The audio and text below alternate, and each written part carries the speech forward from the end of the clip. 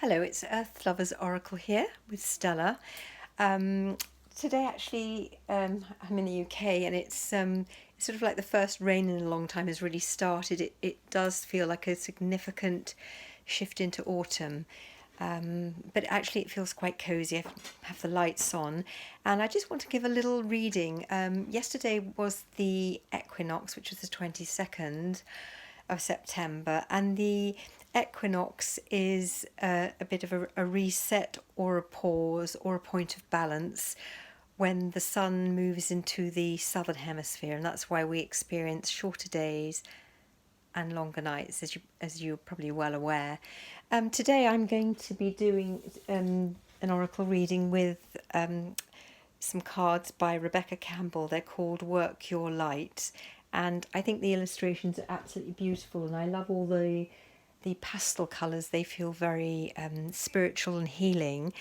And my little centerpiece manta is of it's sort of like a global grid with a Buddha type person sitting there, which I think is very befitting. And then I've got some sacred geometry and a couple of colour healing bottles at the top.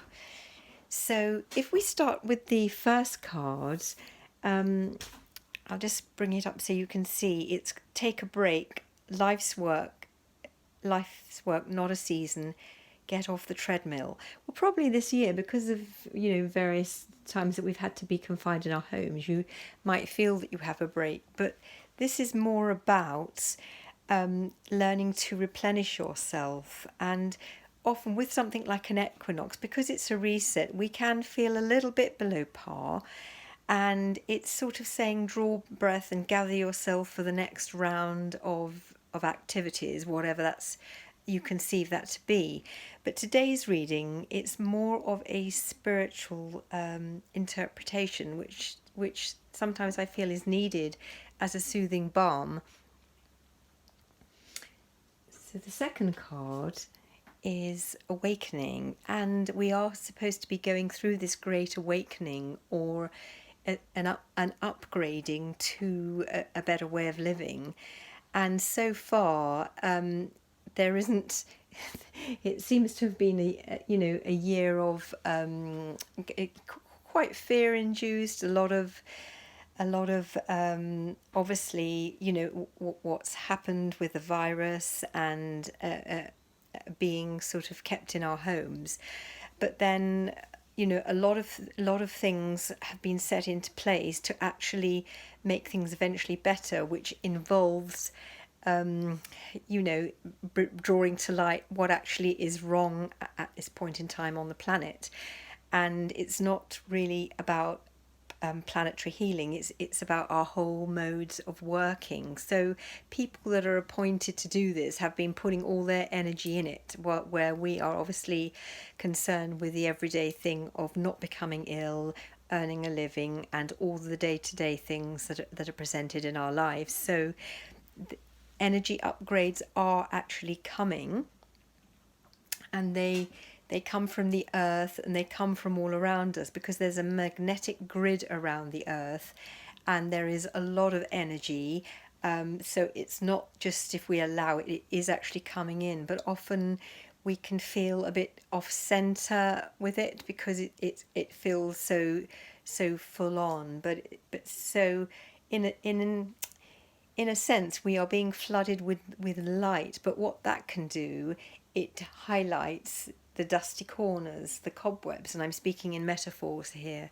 So it's a good time just to evaluate your life. So if we all do that, then collectively that has a huge effect. So just vaguely looking at maybe where you feel that you're holding on to difficult issues, and if somehow if they could be resolved, because then that breaks up the energy pattern in yourself, and it flows more freely through you, and you'll be feeling much better. So the third card is Council of Light, Divine Orchestration, Helpers in the Subtle Realms. This actually is a picture of which to say that we're actually never alone, and that guides and ascended masters are there for us to ask for help, even if we can't physically hear them, because it's the subtle realm. It's almost like we just need to think about them and ask for genuine help, and we would do so if we feel, that things are difficult to handle and we need more guidance at this time. But it is a two-way street. Please excuse me, it's my lovely little white Persian cat singing in agreement with me. It's a time, because all this light is coming in and the planet is upgrading, we can actually play our part by shining our light, being the kindest self that we can possibly be. And if we have more of an understanding of what's going on, be there as a kind of anchor for people that don't know what on earth is going on. And sometimes, unless they ask you, it's not even important that you communicate it. It's just being there, and your presence with your energy will speak volumes. So don't forget, if you need extra help, all you have to do is ask. Don't dim to fit in. How are you dimming your light in order to fit in?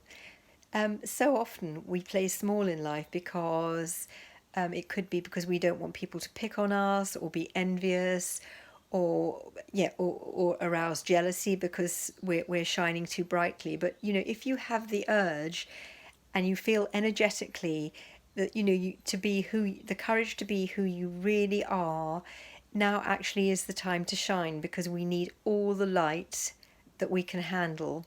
So it's great, because really everyone is unique, and it is a great time for authenticity. The last, second to last card, soul family. Call your tribe. You don't have to do it alone.